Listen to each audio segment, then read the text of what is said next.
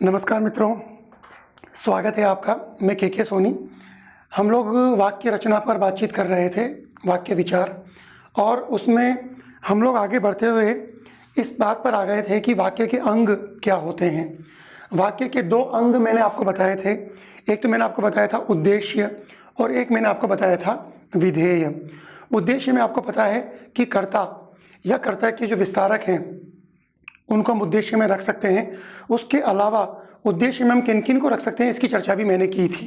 ठीक, अब हम लोग जो बात करेंगे वह ये कि उद्देश्य का विस्तार कैसे कैसे संभव है। तो उद्देश्य का एक विस्तार तो सीधी सी बात है, विशेषण के साथ संभव हो जाएगा, लेकिन विशेषण के अलावा और क्या क्या चीज़ें उसमें आ सकती हैं, जरा इस बारे में हम चिंतन करें। तो हमारा आज का टॉपिक शुरू हो रहा है उद्देश्य के विस्तार से।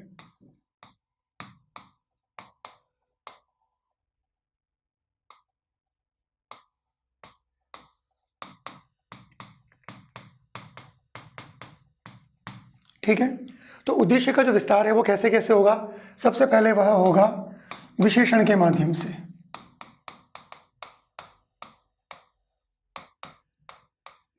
विशेषण द्वारा क्या होगा, जैसे मान लीजिए हमने एक उदाहरण लिया कि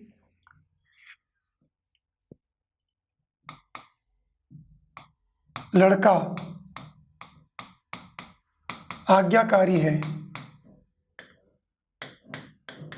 लड़का आज्ञाकारी है, तो यहाँ पर सीधी सी बात है, लड़का उद्देश्य हो गया, और उद्देश्य के बारे में जानकारी देने वाला जो शेष वाक्य है वो विधेय हो जाएगा। तो लड़का आज्ञाकारी है, इसमें लड़का उद्देश्य है। अब इसका विस्तार कैसे करेंगे, हम विशेषण कर सकते हैं कि अच्छा लड़का आज्ञाकारी है ना। या हम ये भी कह सकते हैं कि बहुत अच्छा लड़का आज्ञाकारी है। तो कुल मिलाकर आप विशेषण और उस जैसी चीज़ों से उसका विस्तार कर सकते हो। तो एक तो विशेषण उद्देश्य का विस्तार होगा विशेषण के द्वारा। दूसरा उद्देश्य का विस्तार होगा संबंध कारक के द्वारा। संबंध कारक के द्वारा कैसे होगा, देखो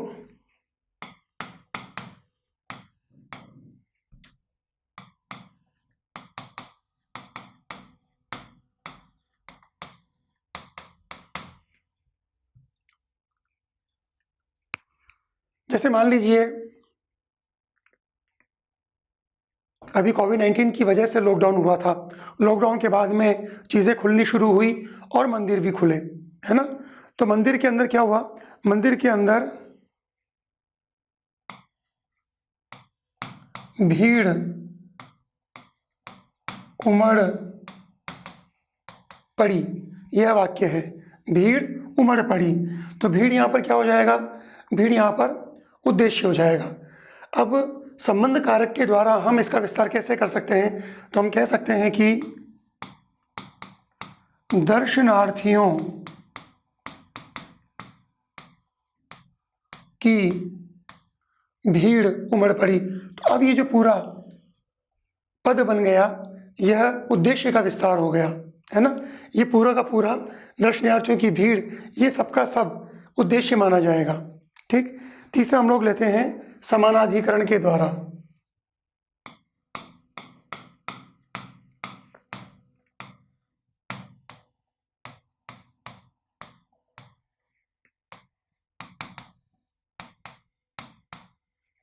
समानाधिकरण का मतलब क्या हुआ, समानाधिकरण हम लोग पहले पढ़ चुके हैं, जिसमें समान शब्दों का प्रयोग किया जाता है या समान भाव का प्रयोग किया जाता है। जैसे मान लीजिए हमने इसमें उदाहरण लिया कि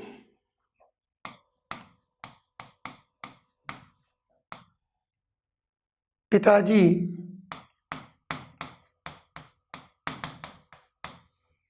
आ रहे हैं।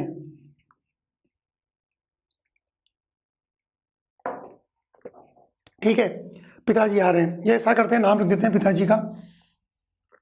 हमने लिख दिया राम सिंह आ रहे हैं।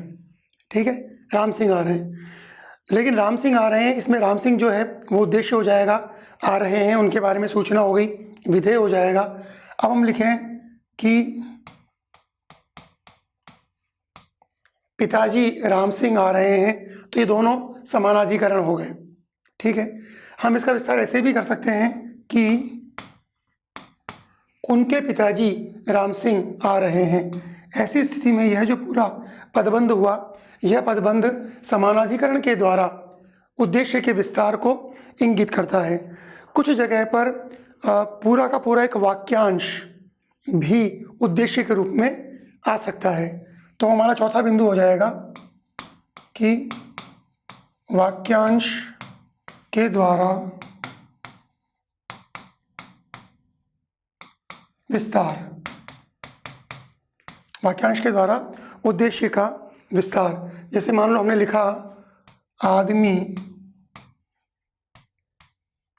शाम को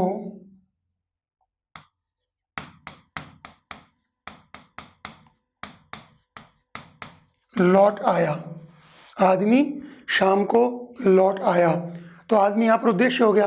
अब मान लीजिए इसका विस्तार करें हम किसी वाक्यांश के द्वारा, मतलब एक वाक्यांश इसके अंदर जोड़ दिया जाए, तो सुबह का निकला हुआ, ये हमने वाक्यांश जोड़ दिया, सुबह का निकला हुआ, तो सुबह का निकला हुआ आदमी शाम को लौट आया। दिन भर उसने काम किया और शाम को वो लौट आया। तो यह जो सुबह का निकला हुआ था, ये पूरा का पूरा यह उद्देश्य माना जाएगा। या हम ये भी कह सकते हैं कि ये जो आदमी था उद्देश्य, उसका विस्तार ये माना जाएगा। और उद्देश्य का विस्तार भी उद्देश्य में ही लिया जाता है। ये चर्चा हम लोग कल कर चुके हैं, आप पुराने वीडियो में उसको चेक कर सकते हो। तो कुल मिलाकर अपने को समझ में आना चाहिए कि जो उद्देश्य होता है, हमने पहले इसकी चर्चा की कि उद्देश्य क्या हो सकता है। कर्ता उद्देश्य होगा, लेकिन कर्ता के अलावा उद्देश्य क्या क्या हो सकते हैं, ये चर्चा भी हमने की।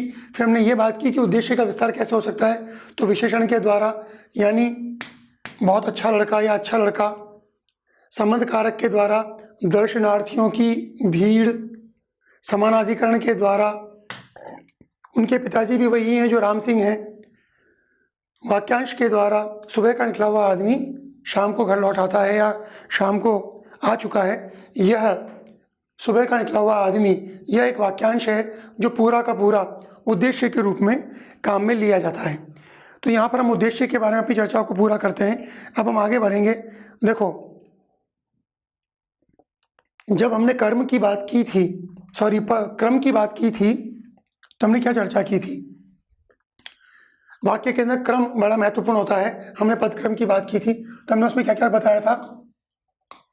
कर्ता होगा, कर्ता के बाद में कर्म होगा और कर्म के बाद में क्रिया होगी। और जब हमने वाक्य के अंगों की बात की, तब हमने इसको दो भागों में बांट दिया, कर्ता और शेष सभी। कर्ता जो था इसको हमने उद्देश्य कह दिया, और ये जो शेष सभी थे, विशेषकर कर्म और क्रिया, इसको हमने क्या कह दिया? इसको हमने कह दिया विधेय। ठीक, हम लोग अब कर्म के बारे में चर्चा करेंगे कि कर्म के स्थान पर हम किस किस को रख सकते हैं। तो कर्म में जो प्रयुक्त होने वाले शब्द हैं वो कौन कौन से हो सकते हैं? सबसे पहले तो संज्ञा शब्द आ ही सकता है। तो हम क्या क्या लिख रहे हैं यहाँ पर, क्या टॉपिक ले रहे हैं हम लोग? कर्म के लिए प्रयुक्त शब्द। ठीक है, कर्म के लिए प्रयुक्त शब्द। अब उसके अंदर सबसे पहले हम लेंगे संज्ञा को, कि कर्म के लिए प्रयुक्त शब्दों में संज्ञा आ सकती है। जैसे मान लीजिए, तमाम उदाहरण है, एक उदाहरण ले लेते हैं अपन। माली फूल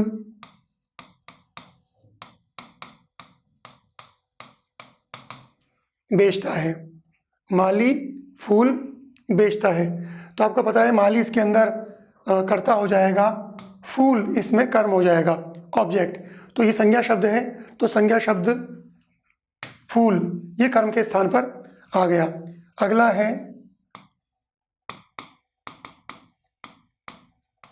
सर्वनाम।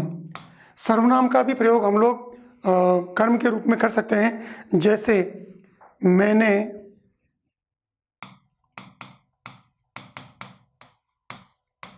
उनको आज नहीं देखा, तो मैंने यहाँ पर कर्ता हो गया और उनको सर्वनाम है जो यहाँ पर कर्म के स्थान पर आया है, तो मैंने उनको आज नहीं देखा। तीसरा लेते हैं अपन, यह है विशेषण के रूप में।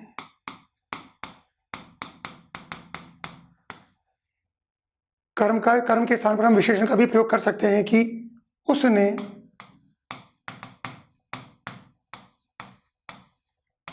डूबते हुए को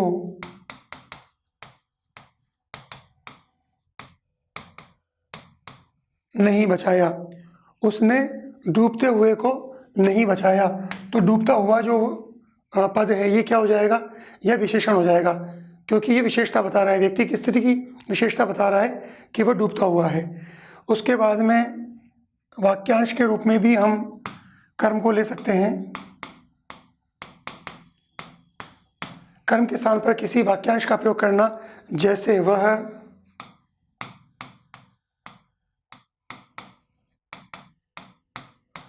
तबला बजाना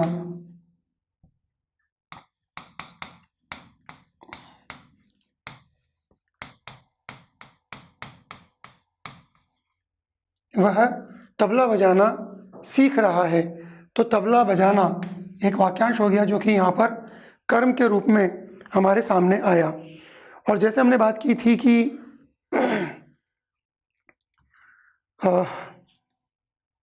कर्ता का विस्तार होता है या उद्देश्य का विस्तार होता है, उसी प्रकार हम यह भी बात करेंगे कि कर्म का भी विस्तार होता है। और कर्म का विस्तार किस रूप में होता है, जरा हम उसको देख लें।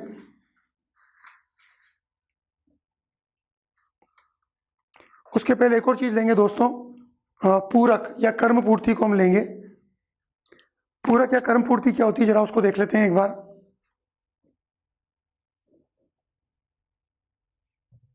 कर्म पूर्ति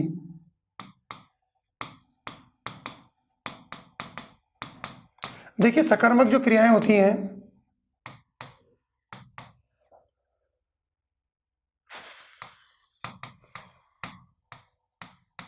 सकर्मक क्रियाओं में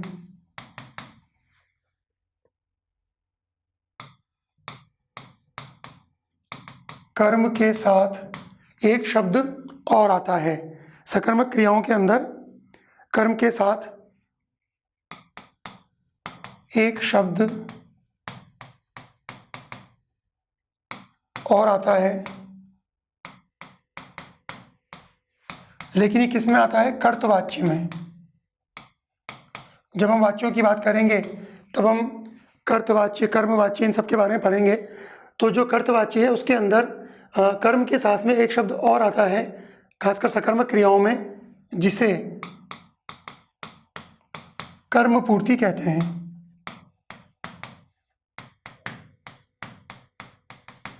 ठीक है, तो कर्म पूर्ति के स्थान पर हम किन किन शब्दों को रख सकते हैं, जैसे हमने कर्ता में देखा, जैसे हमने मतलब उद्देश्य में देखा, जैसे हमने और जैसे कर्म में देखा, उसी प्रकार कर्म पूर्ति में हम किन किन को रख सकते हैं, जरा उसके बारे में चर्चा कर लें। कि सबसे पहले संज्ञा।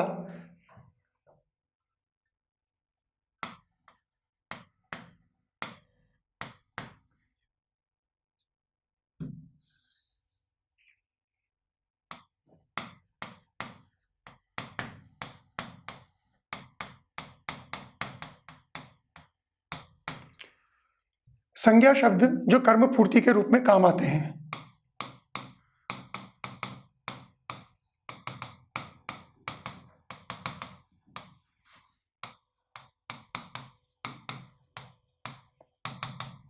कर्म पूर्ति के रूप में प्रयुक्त शब्द सबसे पहले संज्ञा। संज्ञा शब्द कर्म पूर्ति में आएगा, जैसे इसका उदाहरण है, रानी ने राम सिंह को सेनापति बनाया। ठीक है, तो रानी कर्ता हो गया, राम सिंह यहाँ पर कर्म हो गया, बनाना यहाँ पर क्रिया हो गई। तो ये सेनापति क्या है? यह कर्म पूर्ति है।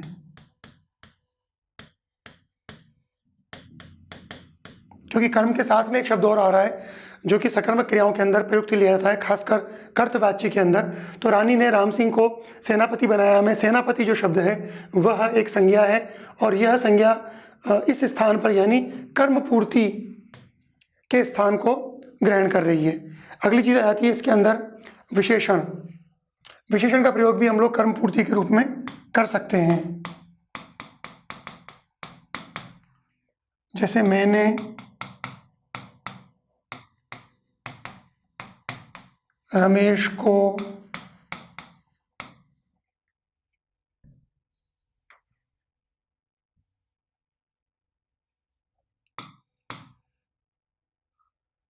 विशेषण जो कर्म पूर्ति के रूप में आएगा, मैंने रमेश को सावचेत किया। सावचेत करने का मतलब वही है, सावधान किया। मैंने उसको बता दिया कि भाई देखो ध्यान रखना थोड़ा सा। तो मैंने कर्ता हो गया, रमेश यहाँ पर कर्म हो गया, और किया ये क्या हो जाएगा? क्रिया हो जाएगी। और सावचेत क्या हो जाएगा? सावचेत कर्म पूर्ति है। सावचेत कर्म पूर्ति।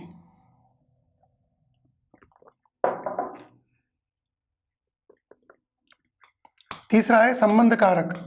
संबंध कारक भी कर्म पूर्ति के रूप में काम में लिया जाता है।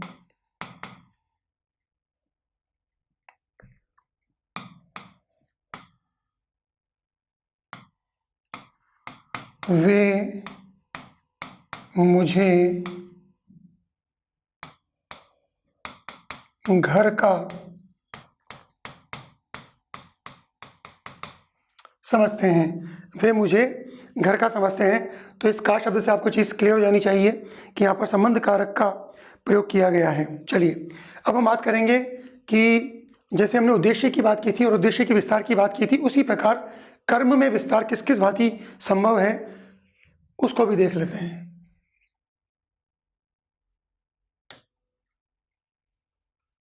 हम चर्चा करेंगे कर्म या कर्म पूर्ति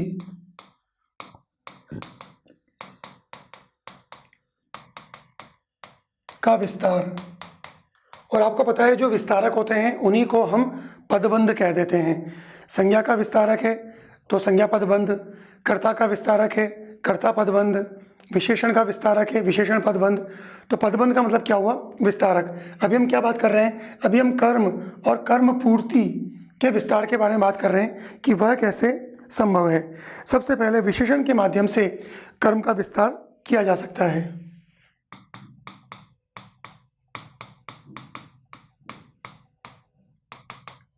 विशेषण के द्वारा कर्म का विस्तार होता है। ध्यान रखिए उद्देश्य का विस्तार भी सबसे पहले जो प्राथमिक चीज़ थी वो क्या थी? विशेषण। लड़का आज्ञाकारी, अच्छा लड़का आज्ञाकारी, है ना? तो अच्छा शब्द लड़के की विशेषता को बताता है। चलिए साहब, वह उदाहरण ले रहे हैं अपन, वह चिड़िया को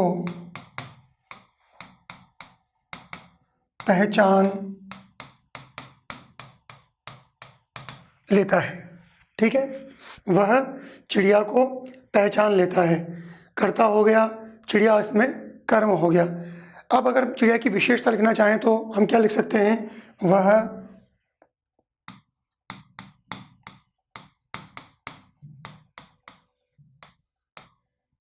उड़ती हुई चिड़िया को पहचान लेता है ना? उड़ती हुई चिड़िया के पर गिन लेता है। तो वह उड़ती हुई चिड़िया को पहचान लेता है। इसमें उड़ती हुई जो शब्द है वह चिड़िया यानी कर्म की विशेषता को बता रहा है। चिड़िया कैसी है? उड़ती हुई है। अगला है संबंध कारक।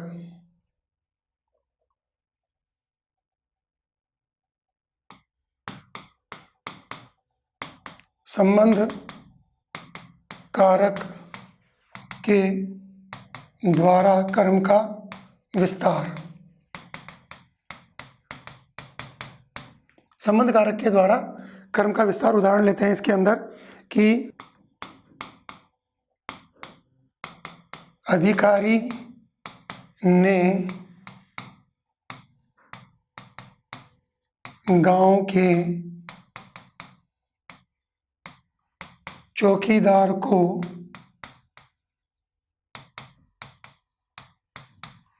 बुलाया। ठीक है साहब, अधिकारी ने गांव के चौकीदार को बुलाया। तो अधिकारी आपको समझ में आता है, यहाँ पे कर्ता हो गया, चौकीदार यहाँ पर कर्म हो गया। अब कर्म का विस्तार हम कर रहे हैं संबंध कारक के माध्यम से, यानी गांव के, काके की शब्द से आपको समझ में आ जाएगा कि संबंध कारक लग जाता है। तो गांव के चौकीदार, तो गांव का जो शब्द है ये गांव के शब्द, ये संबंध कारक के द्वारा इस कर्म का विस्तार कर रहे हैं। और ये गांव के चौकीदार, ये जो पद हैं ये सब के सब मिलकर कर्म स्थान पर हैं। इसको आप कर्म पदबंध भी कह सकते हो। ठीक इसी प्रकार समानाधिकरण के द्वारा भी ये संभव है। समानाधिकरण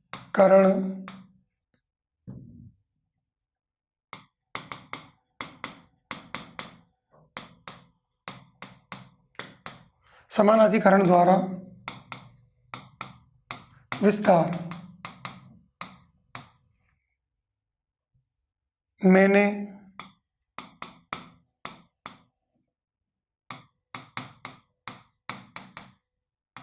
गोपाल को,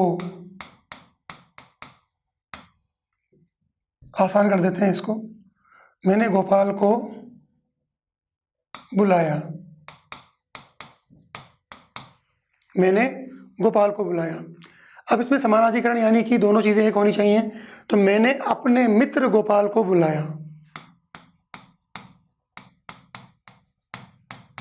मैंने अपने मित्र गोपाल को बुलाया। तो अपना मित्र और गोपाल ये दोनों एक ही व्यक्ति के लिए प्रयुक्त हैं, समानाधिकरण आ जाएगा। तो मैंने अपने मित्र गोपाल को बुलाया, इसमें अपने मित्र गोपाल समानाधिकरण के माध्यम से गोपाल यानी कर्म का विस्तार प्रदर्शित कर रहा है। अगला है वाक्यांश। वाक्यांश के द्वारा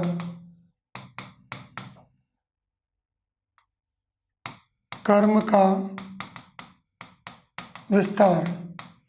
ठीक है, इसमें क्या उदाहरण आता है देखो।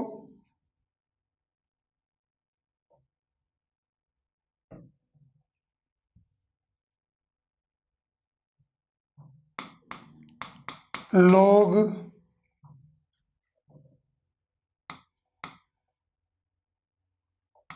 रामचरितमानस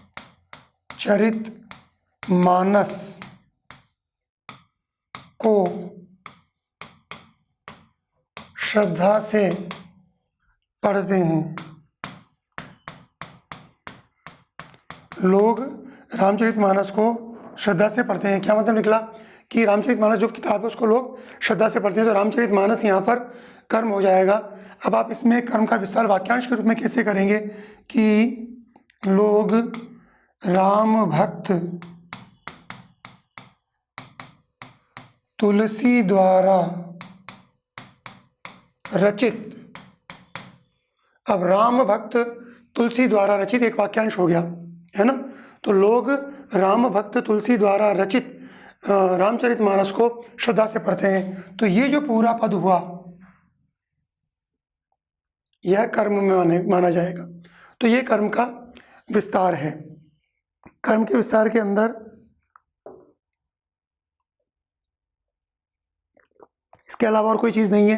अब हम बात करेंगे विधेय इटसेल्फ के विस्तार के बारे में। तो विधेय का विस्तार किस किस तरीके से हो सकता है उसके उदाहरण देखते हैं अपन।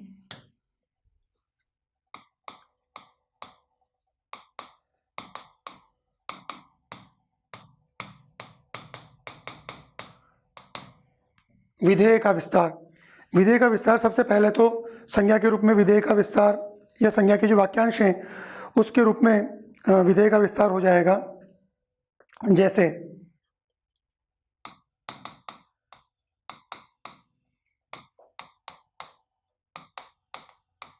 एक समय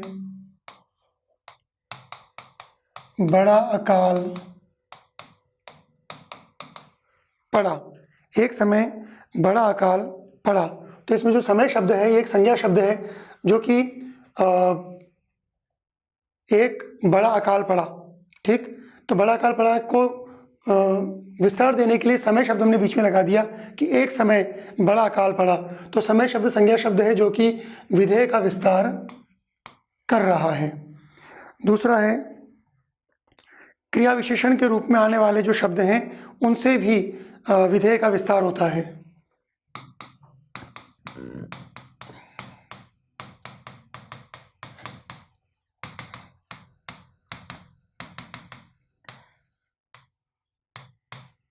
क्रिया विशेषण के रूप में प्रयुक्त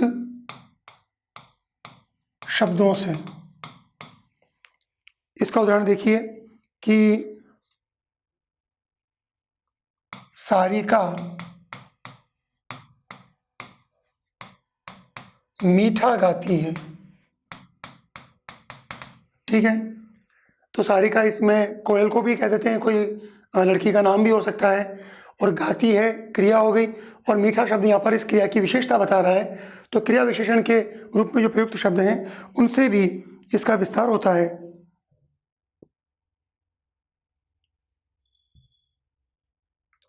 तीसरा है विशेष्य से परे, यानी उससे अलग। विशेषण के प्रयोग द्वारा। ठीक है, यानी यहाँ पे विशेषण का प्रयोग किया जाएगा कि कुत्ता भौंकता हुआ भागा। कुत्ता भौंकता हुआ भागा, तो यहाँ पर जो भौंकता है यह क्या है, यह विशेषण है, तो यह स्थिति को बता रहा है ना, कुत्ते की स्थिति को बता रहा है, तो विशेषण है, इसलिए यहाँ पर इसका विस्तार आएगा। स्वतंत्र वाक्यांश भी विधेय के विस्तार के लिए आ सकता है।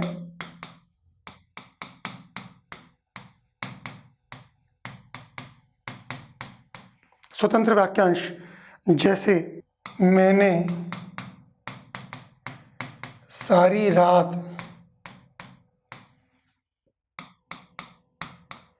तड़पते हुए बिताई। मैंने सारी रात तड़पते हुए बिताई, तो तड़पते हुए वाक्यांश हो गया जिसने इस विधेय का विस्तार किया है। इसी प्रकार क्रिया विशेषण के वाक्यांश के द्वारा भी, जैसे तो स्वतंत्र वाक्यांश था, अब आएगा क्रिया विशेषण के वाक्यांश के द्वारा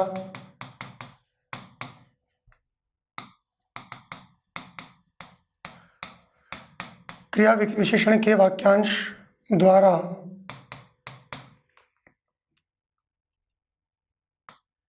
विस्तार। उदाहरण लेते हैं, देखिए मित्रों इसके अंदर कि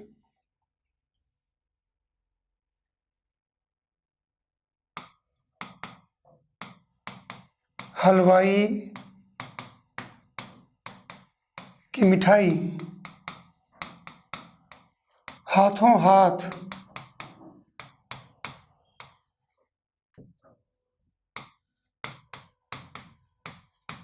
बिक गई। हलवाई की मिठाई हाथों हाथ बिक गई, तो यहाँ पर आप देख रहे हैं कि क्रिया विशेषण वाक्यांश दिखाई दे रहा है। चलिए, संबंध सूचक से अंत होने वाले जो शब्द हैं उनसे भी हम इसका विधेय का विस्तार कर सकते हैं। यानी संबंध सूचक शब्दों के अंत, है ना, जो शब्द संबंध सूचक के अंत हो रहे हैं जिन शब्दों से, उनसे भी इनका हो सकता है।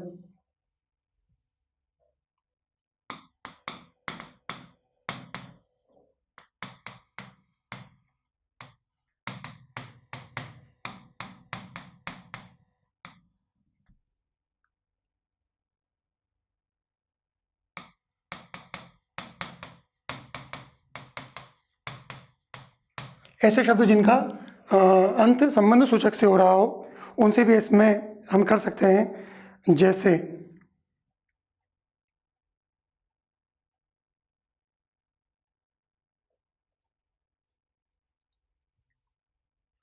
यह कार्य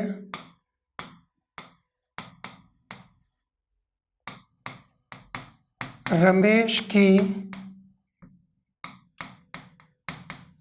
सहायता के बिना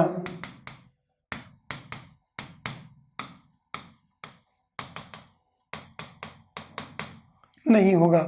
यह कार्य रमेश की सहायता के बिना नहीं होगा। तो ऑब्वियसली आपको समझ में आ गया कि यहाँ पर संबंध सूचक ये शब्द आ गए हैं जिनकी वजह से इस विधेय का विस्तार हुआ है। इसके अलावा विधेय का विस्तार और किन किन चीज़ों से हो सकता है? हमने जितने ये वो पढ़े विधेय के विस्तारक, उन सब का प्रयोग करके भी आप विधेय का विस्तार कर सकते हो। यानी हम कह सकते हैं कि एक से अधिक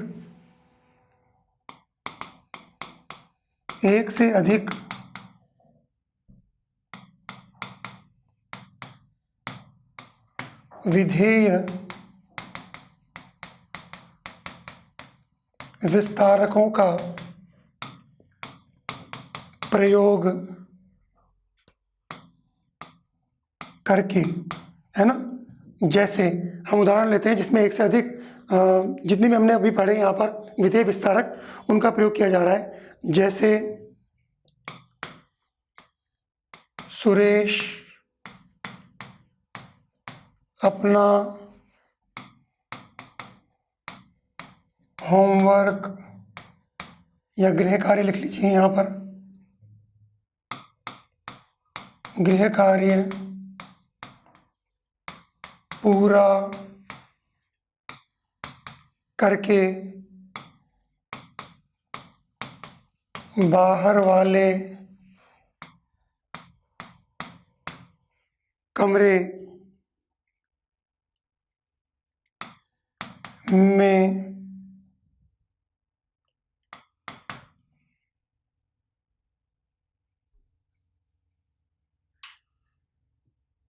में टीवी देखता हुआ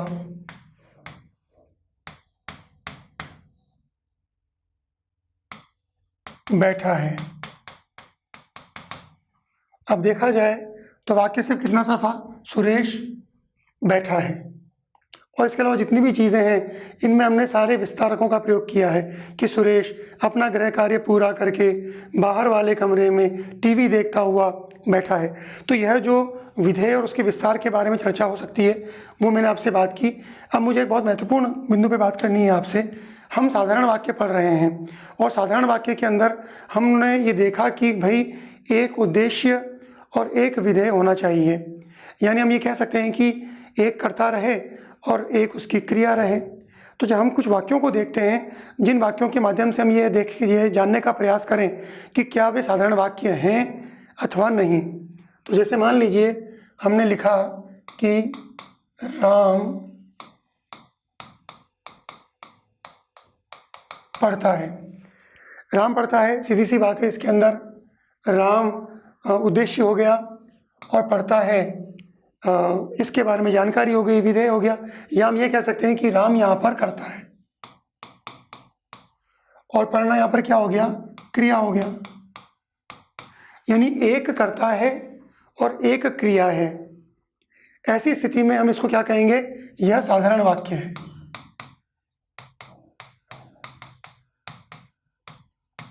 अब जरा स्थिति को बदल दिया जाए। जैसे मान लीजिए हम उदाहरण लेते हैं कि राम मोहन एवं सुरेश खेल रहे हैं। अब देखो यहाँ पर कर्ता कितने हो गए, 1 2 3। क्रिया कितनी हो गई, 1, है ना। ये कर्ता 1 हो गया, ये कर्ता 2 हो गया, कर्ता 3 हो गया। और यहाँ पर क्रिया कितनी है, एक। अब बताइए मुझे कि क्या हम इसको साधारण वाक्य माने या नहीं, क्योंकि हमने क्या पढ़ा है अभी तक कि उद्देश्य एक होना चाहिए, विधेय एक होना चाहिए, या कर्ता एक होना चाहिए, क्रिया एक होनी चाहिए, तभी हम उसको साधारण वाक्य कहेंगे। अब इस स्थिति के अंदर आप क्या करेंगे? मैं उम्मीद करता हूँ कि आपने तय कर लिया होगा कि इसको साधारण वाक्य कहा जाए कि नहीं कहा जाए। देखिए मित्रों, एक बात अच्छी तरह समझ लीजिए कि कर्ता अगर एक से ज़्यादा हों, कितने भी हो जाएं, ये 10 भी हो सकते हैं, किंतु उनकी क्रिया यदि एक है तो ये सबके सब एक उद्देश्य माने जाएंगे। मैं क्या कह रहा हूँ, गौर से सुन लीजिएगा। कर्ता चाहे कितने भी हों, ये राम कर्ता है, मोहन और सुरेश तीनों कर्ता हैं, तो 2 से अधिक कर्ता हो गए, लेकिन इनकी क्रिया क्या हुई? एक हुई। चूंकि इन सभी कर्ताओं की क्रिया एक है तो ये जितने भी कर्ता हैं ये सारे कर्ता क्या माने जाएंगे? एक उद्देश्य माना जाएगा। और जहाँ पर एक उद्देश्य हो और एक क्रिया हो, यानी एक उद्देश्य और एक विधेय हो, वहाँ पर कौन सा वाक्य होगा? साधारण वाक्य। मैं समझता हूँ कि आपको बात समझ में आ गई होगी। इस बात को अपन लिख लेते हैं। क्या लिखेंगे अपन इसमें कि 2 या अधिक कर्ता होने एवं उनकी एक क्रिया होने पर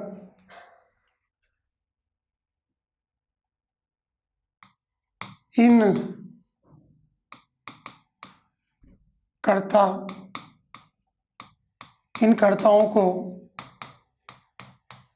एक उद्देश्य ही माना जाता है। ठीक है साहब, 2 या अधिक कर्ता हों लेकिन उनकी क्रिया एक हो, ऐसी स्थिति में इन कर्ताओं को एक उद्देश्य ही माना जाता है। और चूंकि उद्देश्य एक हो जाएगा, भले ही नाम कितने भी हैं, तो और क्रिया अगर एक है, तो ऐसी स्थिति के अंदर क्या होगा? ऐसी स्थिति के अंदर ये साधारण वाक्य होगा। तो यह जो उदाहरण है ये किसका है? साधारण वाक्य का।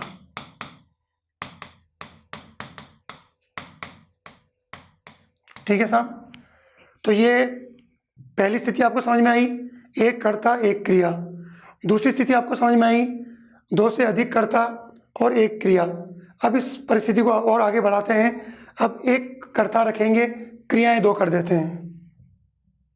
क्या किया अपन ने? तीसरी कंडीशन, थर्ड कंडीशन, अपन ने लिखा कि सुरेश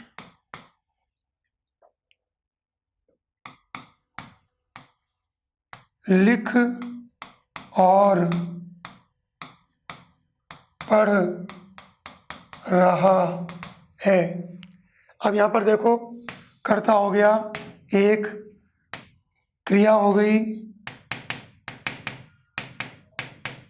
2। अब ऐसी स्थिति में क्या करें?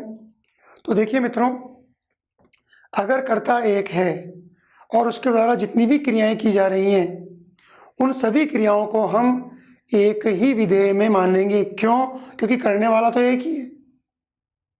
चूंकि करने वाला एक है तो उसके द्वारा जितनी भी क्रियाएं की वह लिख, पढ़ और सुन रहा है, तो भी बात वही होगी। क्या मतलब हुआ? एक कर्ता द्वारा एकाधिक क्रियाएं, एक से ज़्यादा क्रियाएं, एकाधिक क्रियाएं होने पर भी कर्ता के कारण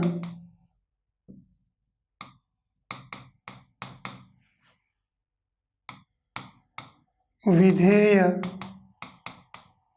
एक ही माना जाता है। विधेय एक ही माना जाता है। तो ऐसी स्थिति में क्या हुआ, ऐसी स्थिति के अंदर सीधी सी बात है, जब विधेय एक हो जाएगा, दोनों मिलाकर विधेय क्या हो गए, एक हो गए, और कर्ता हमारा पहले से ही एक है, तो ऐसी स्थिति में क्या हो गया, यह वाक्य भी साधारण वाक्य है।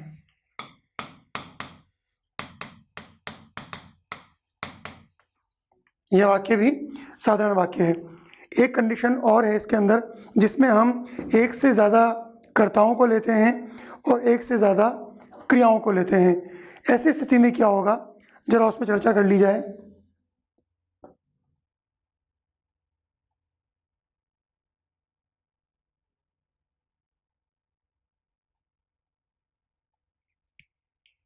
देखिए साहब, कंडीशन क्या आई, अब कंडीशन आ गई है कि सीता, लिखो सुरेश एवं आकांक्षा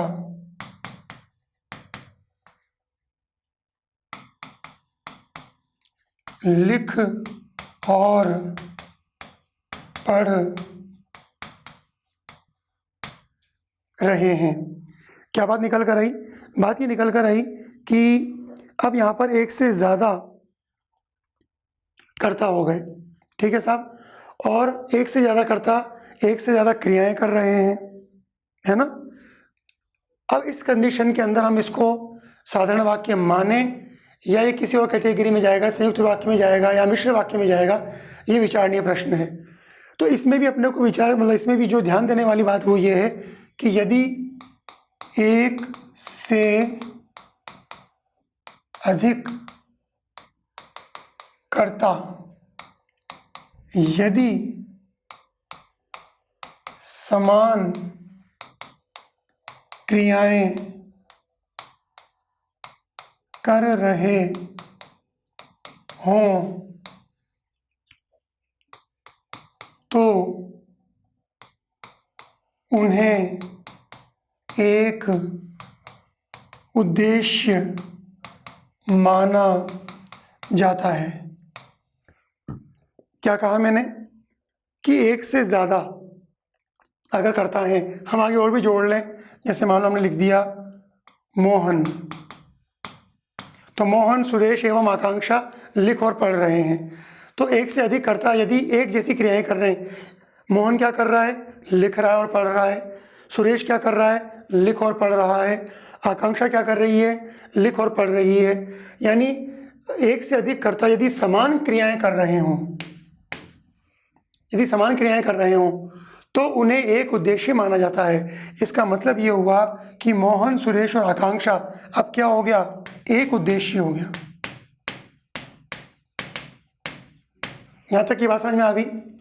और हमें ये पता है कि यदि एक उद्देश्य हो और उसके साथ में जो भी उसके बारे में कथन कहा जा रहा है, उन सबको हम एक विधेय मानते हैं। कैसे मानते हैं, देखो यहाँ पर एक से ज़्यादा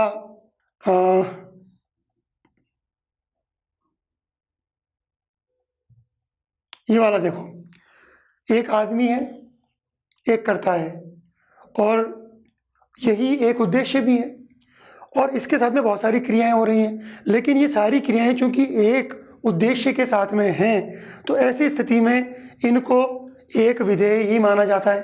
बात समझ में आ गई। नियम नंबर 3। अब अपन इधर आते हैं कि जब एक उद्देश्य के बारे में कोई कथन कहा जाएगा तो वह एक विधेय ही माना जाएगा। नियम नंबर 3 को आप एक बार और देखें, क्या लिख रहा हूं मैं यहाँ पर, देखो, एवं एक उद्देश्य की जानकारी देने वाले वाक्यांश एक विधेय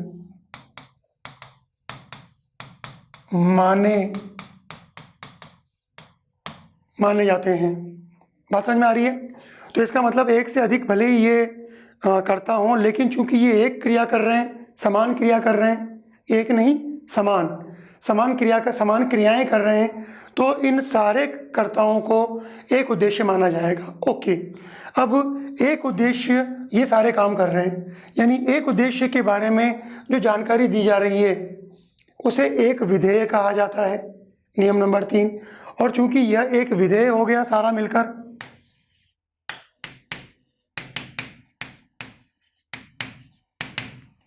तो अब देखिए स्थिति क्या है, इस पूरे वाक्य में एक उद्देश्य है और एक विधेय है, तो कौन सा वाक्य हो गया? साधारण वाक्य हो गया। तो मित्रों, साधारण वाक्य में जितने प्रकार हो सकते थे, जितने उसके बारे में जानकारियाँ हो सकती थी, मैंने आपको मोटा मोटा दिया है, क्योंकि व्याकरण अथाह है।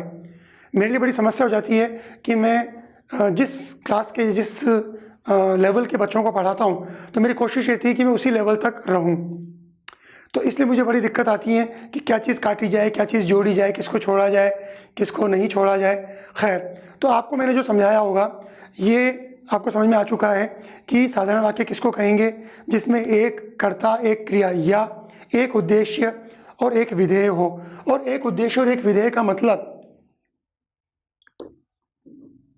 क्या क्या हो सकता है ये भी मैंने आपको समझा दिया। मतलब 2 से अधिक कर्ता होंगे, एक उद्देश्य माना जाएगा। 2 से अधिक क्रियाएं होंगी, एक विधेय माना जाएगा। और अगर ये दोनों एक जगह मिल जाएं कि एक से अधिक कर्ता हों और एक से अधिक क्रियाएं हों, तो भी उनको एक उद्देश्य और एक विधेय माना जाएगा। और इस तरह से बनने वाले जो समस्त वाक्य होंगे वह साधारण वाक्य होंगे। मित्रों, ध्यान रखिए, व्याकरण अभ्यास का विषय है। मैंने कोशिश की है कि मैं आपको नियम समझा सकूं, उनके उदाहरण भी दे सकूं, उदाहरण सहज दे सकूं। अब इनका अभ्यास करना आपकी जिम्मेदारी। तो अगले वीडियो में हम इससे आगे बढ़ेंगे। तब तक के लिए मुझे अनुमति दीजिए। नमस्कार।